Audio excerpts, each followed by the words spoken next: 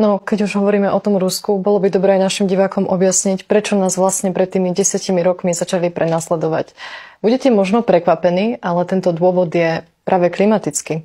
V roku 2014 Alatra zverejnila klimatickú správu, ktorá pozostávala z verejnej a neverejnej časti.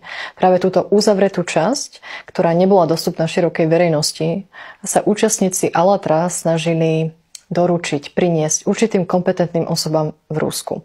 Možno sa pýtate, čo sa tam také písalo, o čom sa tam hovorilo.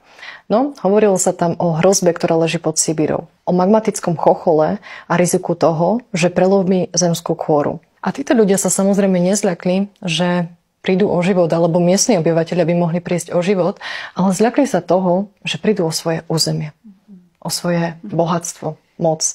A preto sa rozhodli nič nerobiť a mlčať.